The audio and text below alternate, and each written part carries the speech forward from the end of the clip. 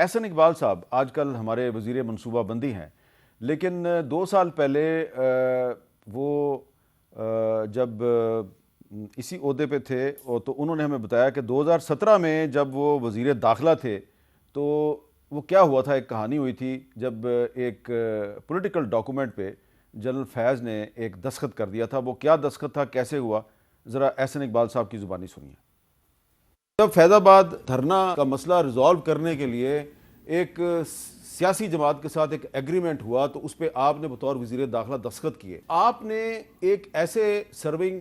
فوجی افسر کو اس میں ضامن کے طور پہ تسلیم کیوں کیا جس کے بارے میں چیف جسٹس قاضی فائز صاحب کہتے ہیں کہ جن فوجی افسروں نے سیاست میں مداخلت کی انہوں نے حلف سے خلاف ورزی کی؟ جب پھر یہ معاہدہ سارا ہو رہا تھا تو میں پرائم منسٹر سے ان ٹچ تھا، تو شاید خاقان عباسی صاحب نے بھی کہا کہ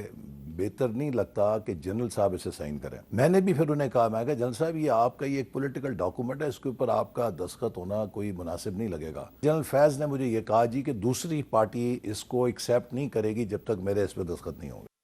دوسری پارٹی اس ڈاکومنٹ کو ایکسیپٹ نہیں کرے گی جب تک میرے اس پہ دستخط نہیں ہوں گے، اور دوسری پارٹی جو ہے وہ ایک پولیٹیکل پارٹی تھی۔ تو دانیال صاحب یہ بتائیے کہ جب ایک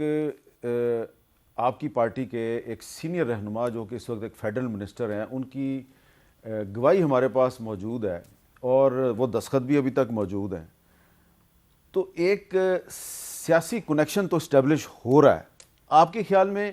جنرل فیض کے خلاف صرف ملٹری کورٹ کو کارروائی کرنی چاہیے، کوئی سویلین کورٹ جو ہے وہ سیاست میں مداخلت کے حوالے سے کوئی کارروائی نہیں کر سکتی؟ دیکھیں حامد میر صاحب، جس طرح ابھی زبیر صاحب نے بھی کہا کہ انہوں نے اپنے ایک داستان سنائی، اور میں I am privy to lot of things, کیونکہ میرے بہت کلوز زبیر صاحب سے تعلق تھا، اور کس طرح بلیک میل کیا جاتا تھا، بڑا انفارچونیٹ تھا، لیکن یہ حقیقت ہے۔ اور جو ان کا رول رہا ہے اس میں ایک جن کو سزا ملی ہے وہ انگیجمنٹ ان پولیٹیکل ایکٹیویٹیز کے اوپر ملی ہے، اور اس میں تو شاید یہ دیکھیں ہم وہ لوگ ہیں جو ان کی پھر تھوڑی بہت آواز ہے، تھوڑی بہت مطلب اگر 100 میں 10% کہہ لیں کہ تھوڑی آواز شاید ہم پہنچا سکتے ہیں آپ جیسے دوستوں بھائیوں کے تھرو، لیکن یہاں وہ لوگ بھی تھے جن کی آواز بند کی گئی تھی، اور جب ان کی and they have no platforms. یہاں میں آپ کو بتاؤں کہ پولیٹیکل انگیجمنٹ اس ٹائم پہ ان ہاؤس چینج کر رہے تھے، یہ پی ٹی آئی کی ان کو ووٹ چاہیے تھے، پورے سینٹ میں کم تھی، تو مجھے ایک میسج پہنچایا گیا کہ آپ جو ہے جن گاڑیوں میں پھرتے ہیں تو اس کے ڈیزل یا پیٹرول ڈلوانے کے آپ روادار ہو جائیں گے کہ آپ کے پاس 1 لیٹر پیٹرول ڈلوانے کے لیے نہیں ہوگا کہ اگر آپ لوگ سینٹ میں ووٹ نہیں کرتے۔ تو وہاں تو بلیک میلنگ آپ کے والد صاحب کے ان کو لے کے آئے، اینڈ میں اس چیز میں بھی میرا بھائی ہے عطا تارڑ، وہ گواہ ہیں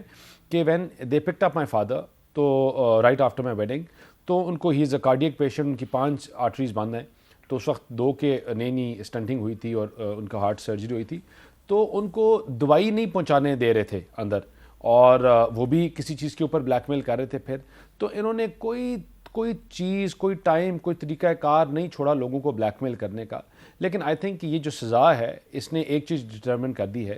کہ کوئی انسان، کوئی جماعت، کوئی عہدہ جو ہے جو آئین اور قانون سے بالاتر نہیں ہے، جو پاکستان کے خلاف، وفاق کے خلاف، ملک کے خلاف باتیں کرے گا، پاکستان کو کمزور کرنے کی بات کرے گا، ملک میں آگ لگاؤ، جلاؤ، گھراؤ، تفریق کی سیاست کرے گا، اس کا حل، اس کا جو اینڈ ہے نا وہ یہی ہوگا۔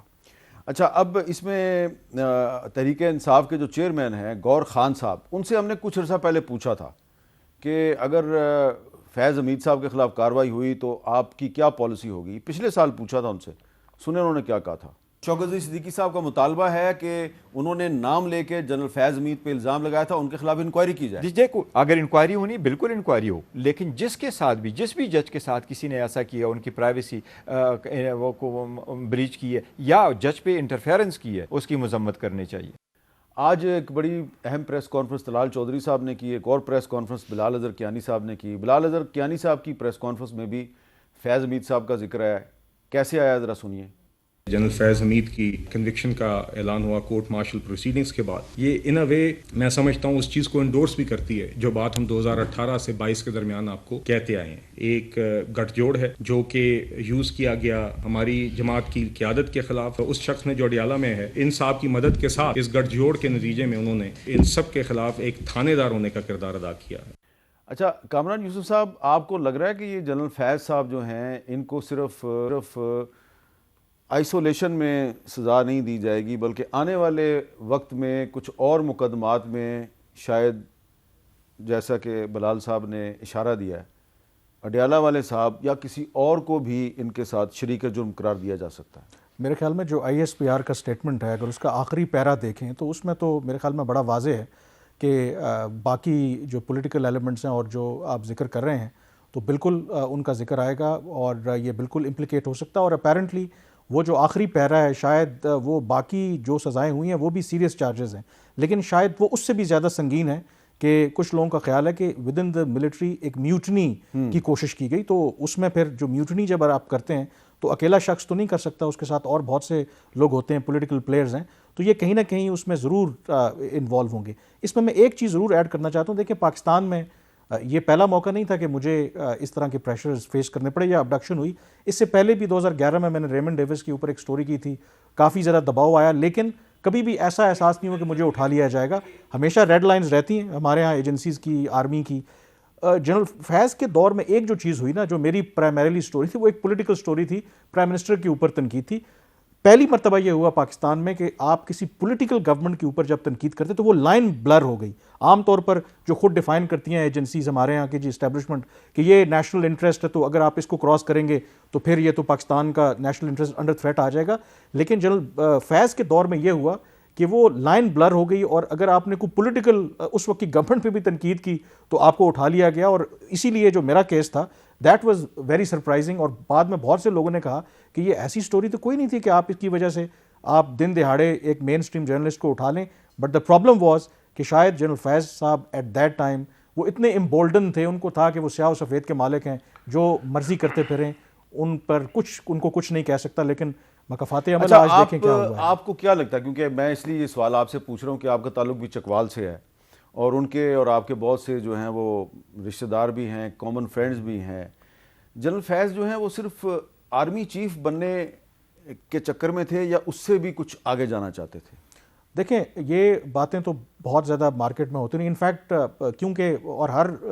ریلیٹیو ہے ان کی خواہش ہوتی ہے, جب وہ ڈی جی سی بھی تھے اس وقت بڑے پاپولر تھے, ڈی جی آئی ایس آئی بنے, ایون اس کے بعد بھی وہاں کے ان کے جو ریلیٹیوز تھے, گاؤں کے لوگ تھے, دے ور ویری کانفیڈنٹ کہ یہ تو آرمی چیف بنے ہی بنے, جنرل فیض نے تو ان کو کوئی نہیں روک سکتا, آرمی چیف بنیں گے. یہ باتیں بالکل ٹھیک ہیں, ان میں یہ اسپیکولیشنز ہوتی رہیں کہ وہ جو 10 سالہ منصوبے کی بات ہوتی ہے ان کے بارے میں کہا جاتا ہے کہ جو باقی بھی ان کا ٹریک ریکارڈ ہے کہ یہ بڑے ایمبیشس تھے, اوور ایمبیشس تھے رادر, کہ ایکچولی ان کا پلان یہی ہے کہ عمران خان کو اپنے ہاتھ میں کر کے ایک دفعہ آرمی چیف بن جائیں. اور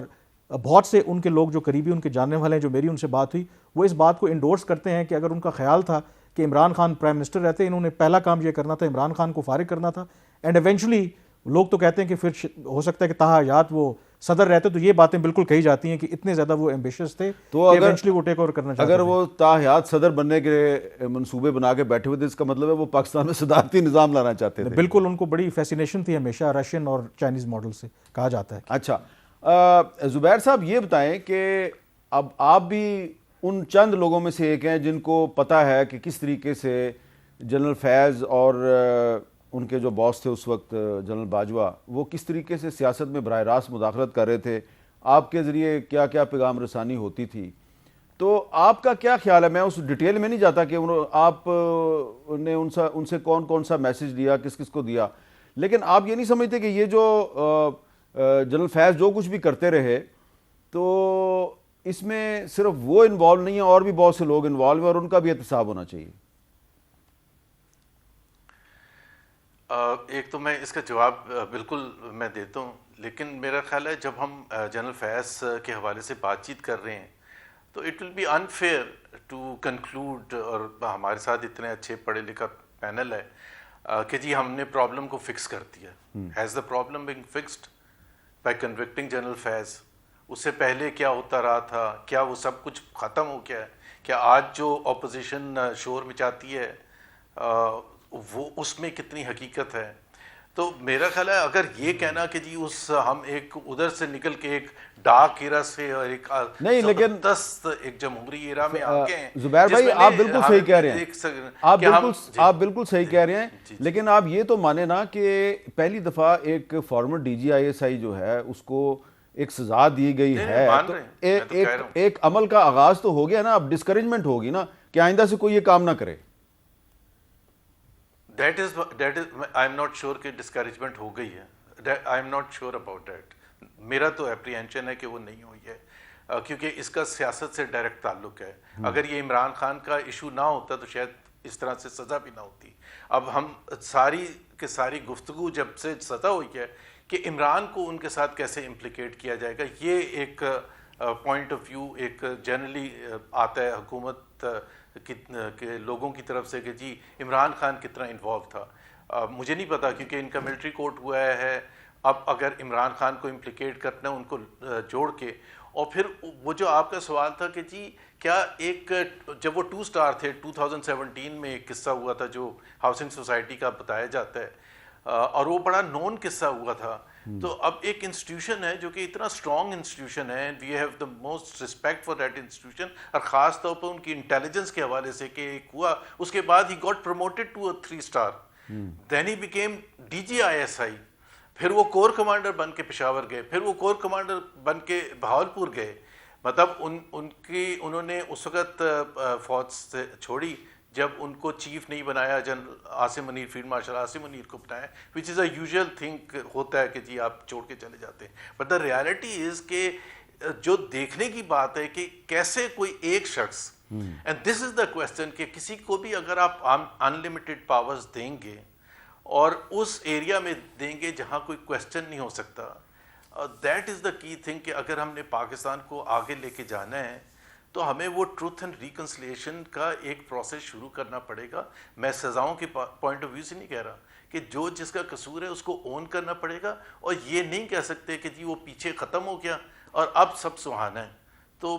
یہ ایک بڑا امپورٹنٹ اسپیکٹ ہے. میں نہیں کہتا کہ جی جنرل باجوہ پر کیس چلائیں یا کسی اور پر کیس چلائیں, پھر راحیل شریف بھی آ جاتے ہیں, پھر بہت سے کویسچن لوگ کرتے ہیں کہ جی دھرنا جب ہوا تھا تو اس کے پیچھے کون تھا, اور تھے اس کے پیچھے اس وقت جو بھی لوگ انوالو تھے, جرنلس بھی انوالو تھے.